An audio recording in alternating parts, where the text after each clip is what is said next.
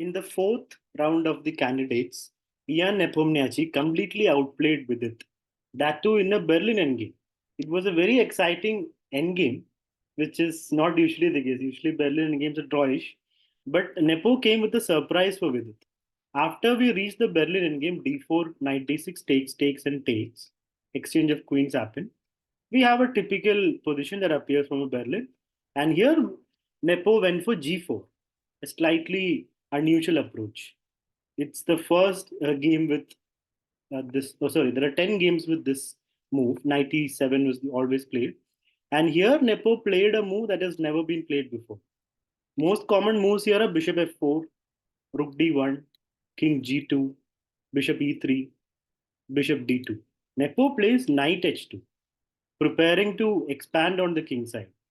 G5 stopping that, and now f4 anyway. After takes, bishop e6, knight e4, pawn b6, making space for the king and preparing c5 and stopping knight c5, knight f3, c5, knight f6. King comes to c8. White also prepares to help the push of the h pawn by defending the g pawn with the king. This knight is a little loose, so you need the king also to give support. Black tucks his king away on b7, preparing to bring his rook to the center. King g3, a5, a3, a4, rook d1. So there are different options available for white here. White can go for this plan of h4, h5 with a nice clamp on the king side, preparing g5 and at some point getting a pass pawn on the h5. Black can also go for play on the queen side. Now here, knight c6 was played, c3 stopping knight d4, and now bishop e7, knight h4. Nepo choose a slightly unexpected approach. He goes knight h4 and he's preparing knight f5. Vidit reacts with h5, not allowing knight f5, challenging the pawn. g5.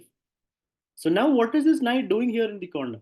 Nepo has plans. He goes rook e1 first, keeping extra support for this pawn for when the pawn goes and unleashes the rook on the fifth rank. And now rook b5, bishop comes back. This bishop is useful to defend this and to help on the king side. Rook b3. So this was an important moment of the game. Vidit commits himself by playing rook b3. He is committing to this play on the queen side, but that will take some moves. The best option here was c4, keeping an attack on the e5 square, which means after c4, white will have to either defend this with knight f3 or go for counterplay with g6. But after rook b3, it's basically white's counterplay on the king side versus black's play on the queen side, which is faster. Instantly, Nepo goes for g6, a very correct decision. And after takes, rook d8, takes, h5 pawn is gone. But after rook f3, rook check, rook f3, takes, the h pawn is also gone. But it's the quality of this pass pawn that wins the game for Nepo. If you go back a few moves, after g6, takes, rook moves, knight takes, knight into h5, rook h8 is not an option. Just white rook will infiltrate with rook f6. Or even the knight can go back to f6 and the position is too good. So he had to go with his rook down to win back the pawn. But after winning back the pawn, the e pawn runs.